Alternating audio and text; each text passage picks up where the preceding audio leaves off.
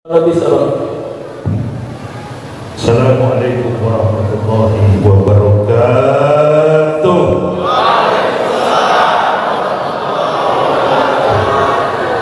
Alhamdulillah, alhamdulillahillazi arsala ula ila tauhid wa hadaha وأولها أدلة وحدانيات وجلها وأبطل ببراهين الحق سبح البديع. أشهد أن لا إله إلا الله وحده لا شريك له شهادة من عرف منها وعمل ظاهرا وباطنا بمقتضاها. وأشهد أن سيدنا محمدا عبده ورسوله الذي لا نبي بعده. اللهم صل وسلم على إمام الأبرار والمقرب سيدنا ومولانا محمد وعلى آله وصحبه الأنصار والمهاجرين وعلينا معهم برحمتك يا أرحم الراحمين.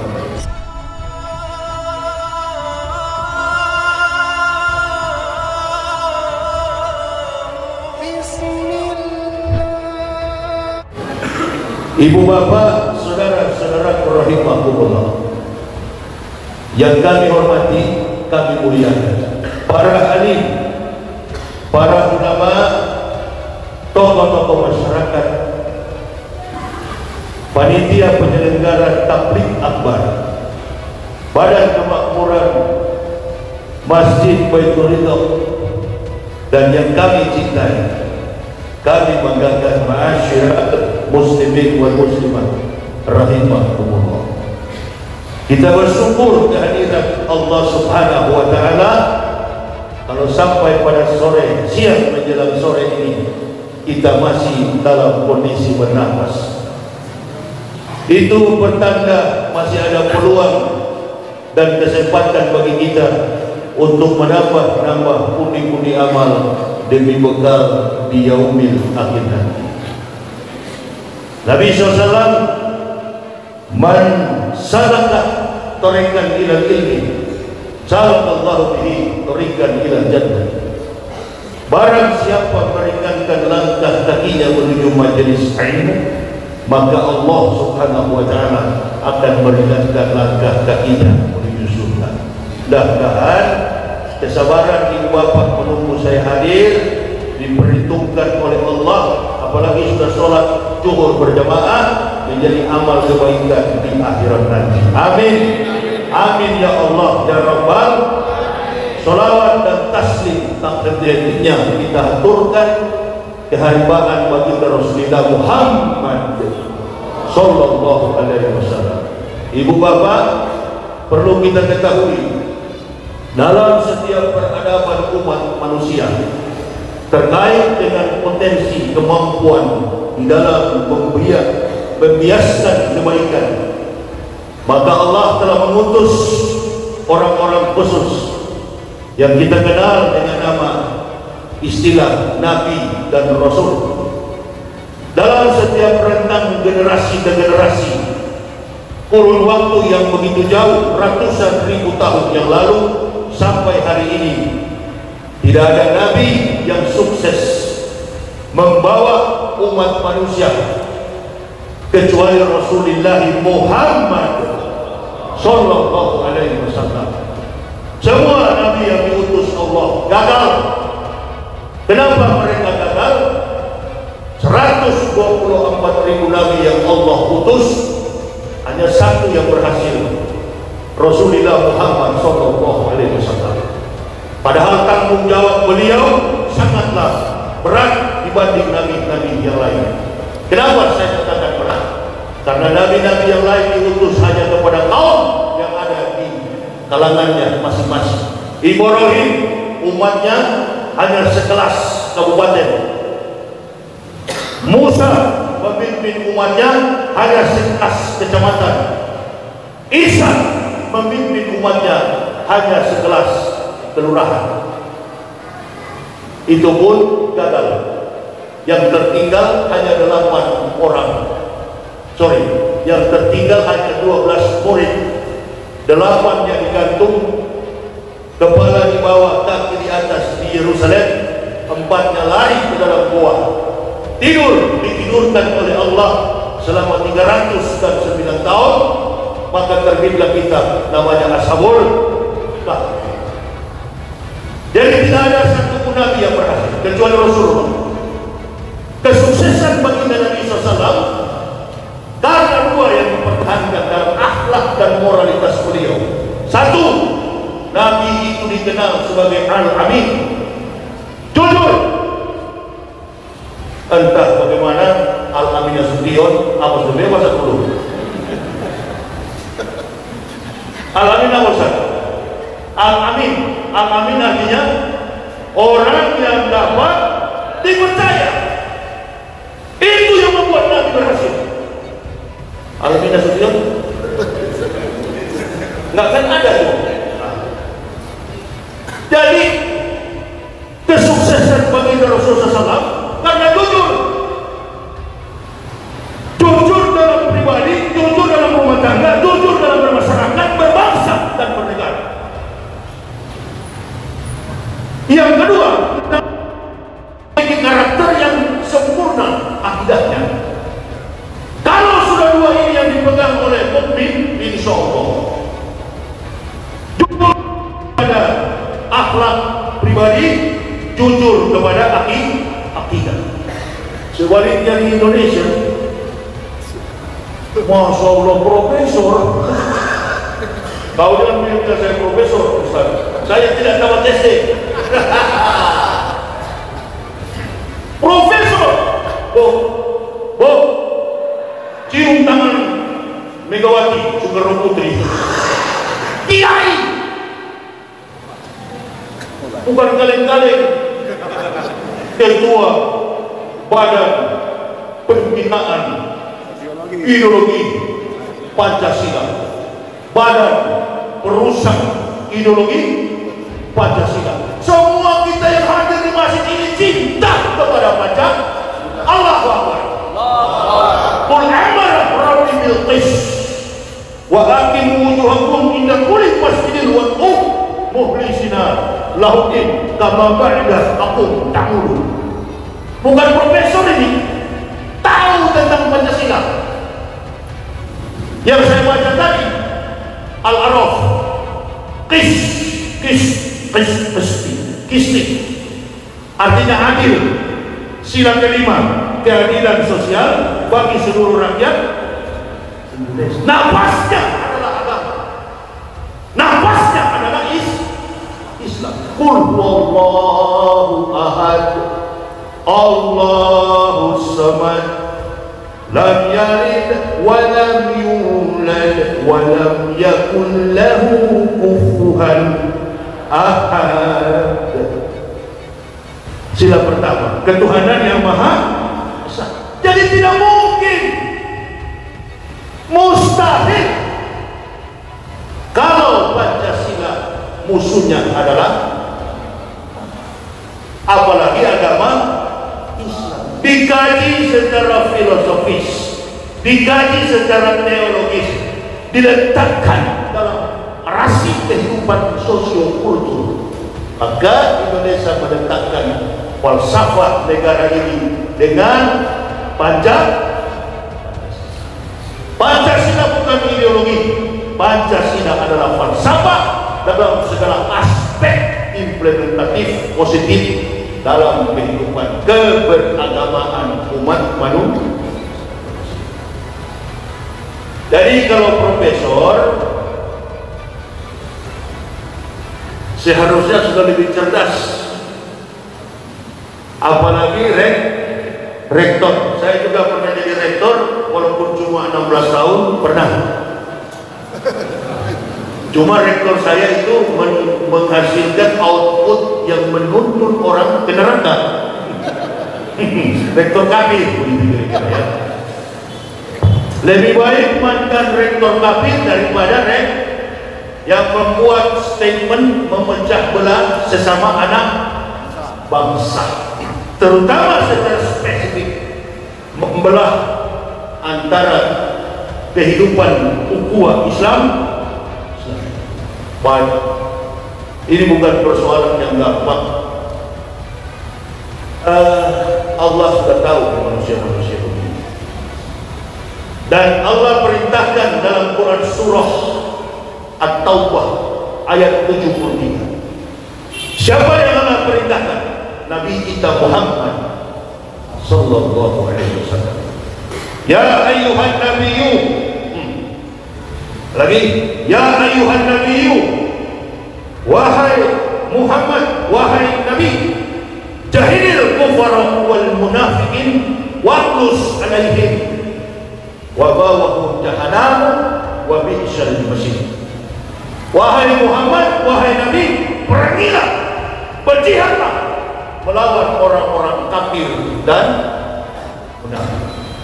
Kufar wal munafik, kufar ini adalah kafir, munafikin ini adalah yang kawan tadi, ngaku-ngaku Islam, ngaku Muslim, ngaku beragama Islam, otaknya tak. Itu tuh munafik. Kalau di malam hari atau siang kita mendengar suara bunglon, sulit kita menangkap bunglon, karena bunglon itu mempunyai sel kromatofor yang kemudian bertemu membelah di sekelilingnya pigmen melanin. Di bawahnya terdapat zat yang berwarna biru dan putih. Makanya bunglon secara alamiah dalam adaptasi human behavior, aplikasinya adalah animal behavior. Pendekatan akhlak dan kebiadaban, bahkan kemunafikan manusia dapat diaplikasikan dari sifat di pohon hitam dia hitam, di batang coklat dia coklat, di daun hijau dia hijau. Itu tuh bunglon, munafik. Tetangga kita di kompleks ini ketahuan. Kalau kafir kan ketahuan, dari namanya sudah tahu. Albertus, Lambertus, Martius, Sepritus, Cacticus, Ticus, udah tahu kafir.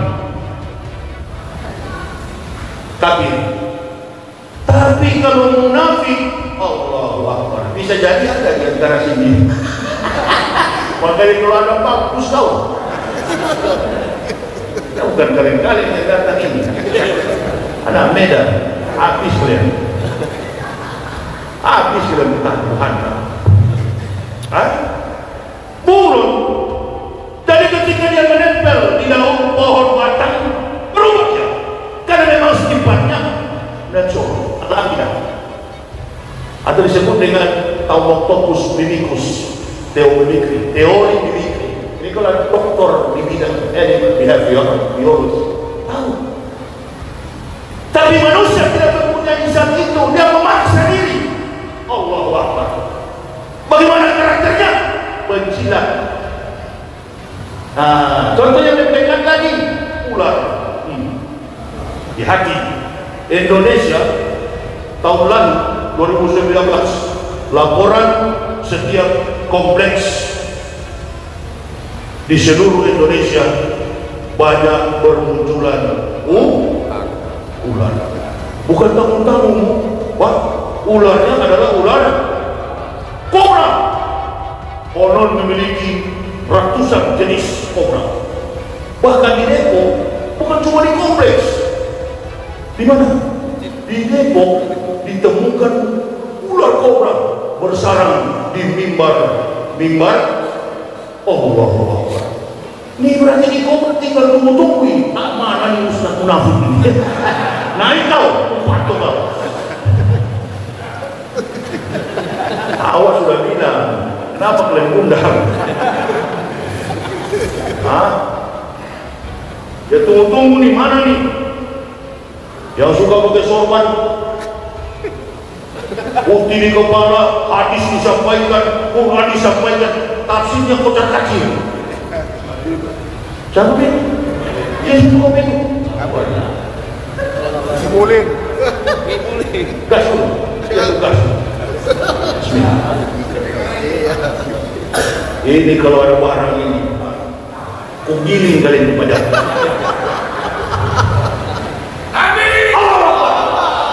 Ini apalagi direkam ini. Kugiling kalian ke jam 7 lah. Apalagi ada kok. Bu, yang kalian tidur. Kalian yang paling. Teman saya tanya, Ustaz kalau ceramah ada nggak ISIS? Banyak. Jenderal, Ustaz kalau ceramah banyak ISIS. Oh, paling banyak. Di setiap momen saya ceramah, ISIS yang paling banyak. Di mana dia duduk Ustaz? Kalau nggak di samping, di belakang. Siapa mereka? Istri Soleha, idaman suami. Itulah dia. Allah Akbar. Itulah dia. Yang duduk di samping, di belakang. Jangan main-main dengan mereka.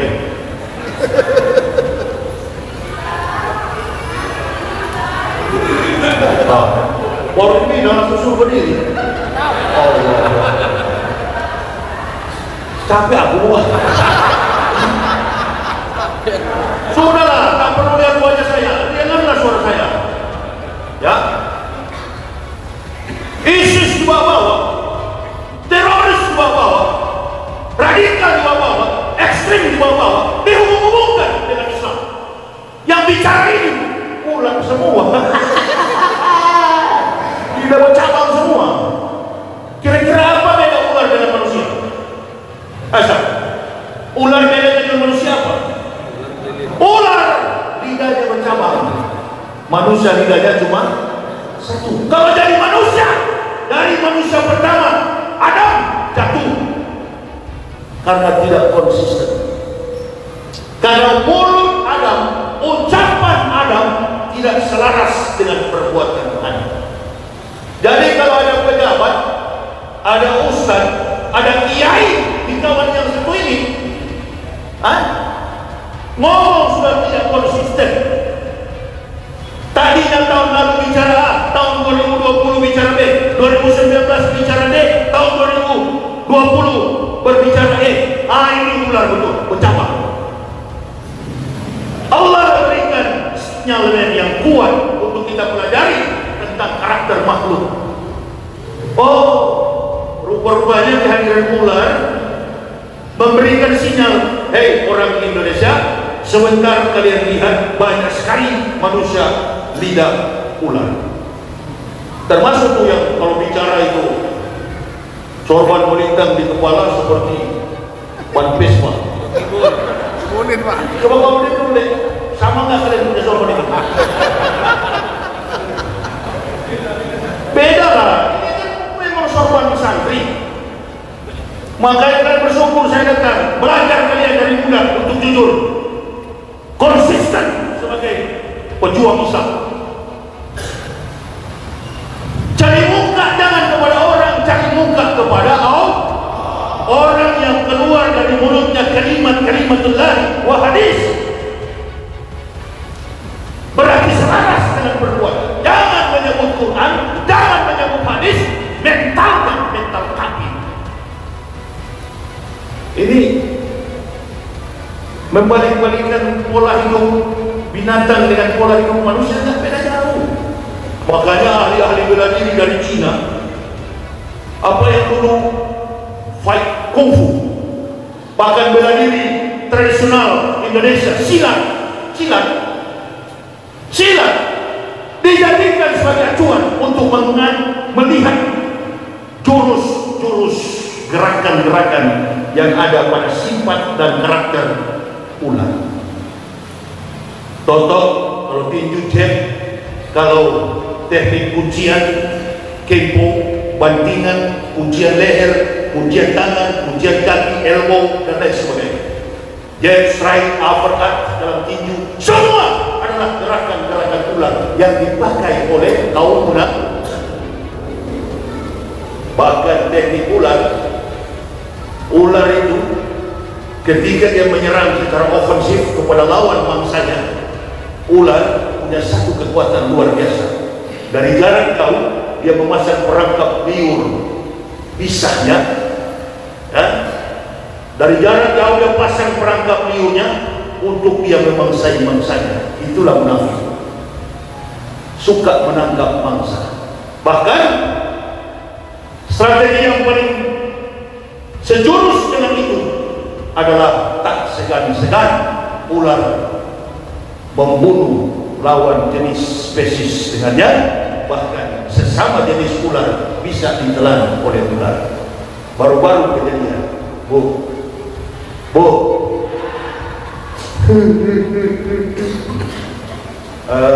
Waalaikumsalam. Jadi ibu nggak tahu kejadian ini. Padahal dia yang bunuh. Itu terjadi di hakim pengadilan. Bukanlah. Itu di samping saya yang keluar ular bodas. Maaf ya, Bu, kalian yang pertama ular bodas. Jadi ibu nggak tahu. Enggak, kan dia pulang kantor langsung pergi, pulang langsung pergi. Allahu Akbar, sekali yang kawan ini. Masjid juga begitu. Kenapa gitu? Eksin kepada musuhmu di leher. Setiap sholat taruh. Kenapa kawan? Rupa-rupanya kotak amal dimainkan. Dan tersinggung kawan. Ini memang harus. Rumah tangga begitu. Kejujuran antara suami istri, antara anak dan orang tua.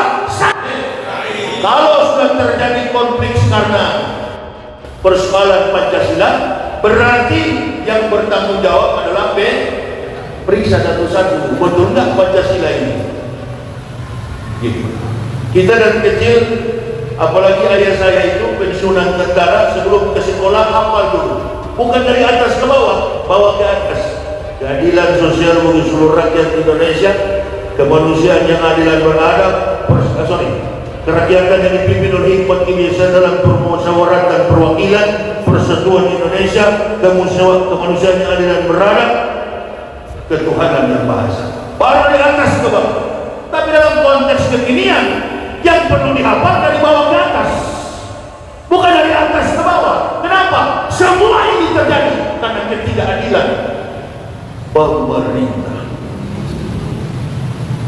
Orang kafir dibela-bela, orang munafik dipelihara. Jangan tuduh-tuduh begitu, Ustaz. Bukan tuduh, ini fakta. Kemarin ada demo apa itu? Safe Pagi. Mayoritas penduduk Indonesia ini beragama Islam. Saya baca di running text TV One,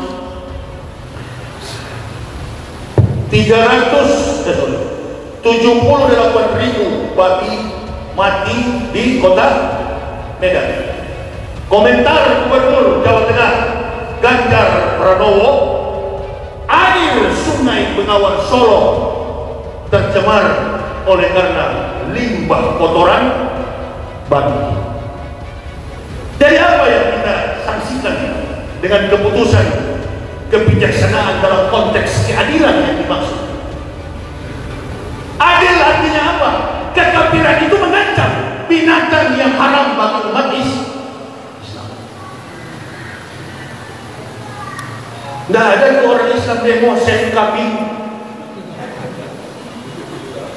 Tidak ada orang Islam demo save kuda, save sapi. Karena orang Islam adalah sumber keberkahan bangsa ini. Sekali lagi, umat Islam adalah sumber kebangsaan bangsa. Kok begitu, Ustaz? Begini. Setiap tahun mana yang ibu bapak lihat yang dipotong sebagai kurban? Kambing, sapi, babi, anjing, atau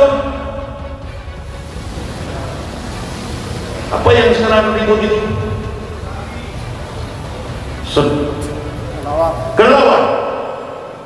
Yang setiap tahun dipotong ratusan ribu jumlahnya itu adalah hewan. hewan-hewan yang dikonsumsi oleh para nabi, semua nabi. Umat Islam konsumsi kambing sampai ratusan ekor, belum lagi tiap hari puluhan ribu ekor kambing akikah. Bahkan ada jamaah yang kasih tahu sama saya, Ustaz, boleh nggak kalau tidak ada kambing kita pakai ayam? Boleh Bu, tapi agama ibu agama telur. Sudah dikatakan kambing yang dipakai akikah, anak perempuan satu kambing, anak laki-laki dua kambing. Nah, kambing dipotong tiap tahun, anjing tak pernah dipotong, babi jarang dipotong. Mana? Kenapa kambing, sapi, lembu tak pernah habis?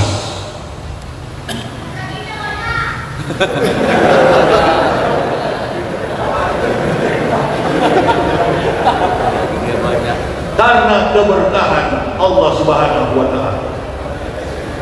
Terima kasih. Wabillahi taufiq wal hidayah. Assalamualaikum warahmatullahi wabarakatuh.